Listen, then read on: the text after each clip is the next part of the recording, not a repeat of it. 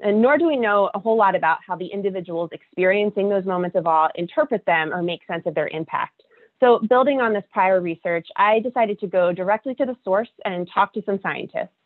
I designed a qualitative interview-based study that focuses on professional scientists' recollections of their own awe experiences in the context of their field of expertise. This study was guided by the following questions.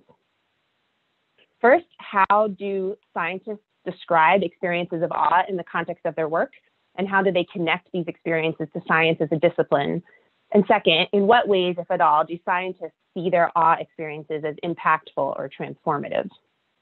So to answer these research questions, I conducted interviews with 30 professional scientists, most but not all in the United States, ranging from people who had earned their PhD as long ago as 1969 to as recently as 2018.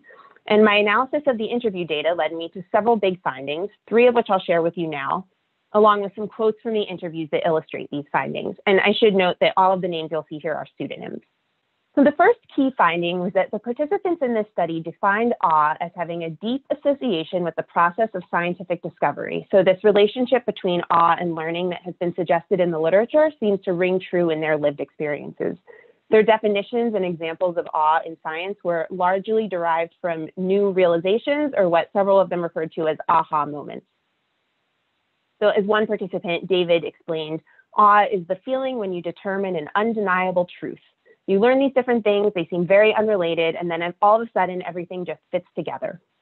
Related to this, a second key finding was that participants' awe experiences were connected to their membership within the scientific community.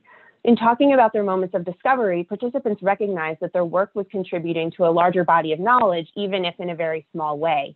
So even though many of these scientists valued the experience of briefly being the only person on Earth to know something, ultimately, they also derived awe from the opportunity to share their findings and participate in the broader scientific enterprise. Kyle described it as a social community of human beings that are in this together to figure out how the universe works. You're really rooting for people to figure things out. Scientists derived awe from the sense that they were collectively contributing to an endeavor that was bigger than themselves and actually spanned space and time. The last finding I want to talk about is how participants described the impact of their awe experiences. As a reminder, I went into this study interested in how awe might facilitate learning, and scientists did in fact say that their awe experiences were related to learning, as I previously discussed.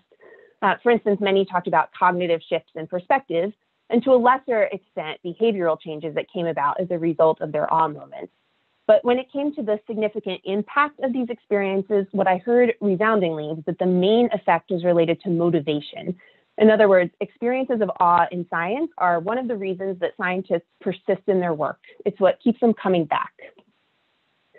A number of participants described awe as a source of fuel. As Sarah explained, having those experiences is what makes the work worthwhile.